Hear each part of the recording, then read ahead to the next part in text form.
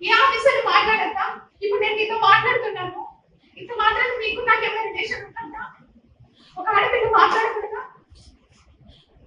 అంత పెద్ద మీరు మాట్లాడేటప్పుడు కనీసం నేను ఇక్కడే ఉన్నాక సస్పెన్షన్ పీరియడ్ లో ఊరు దాటకుండా నాకు ఇచ్చారు ఆర్డర్.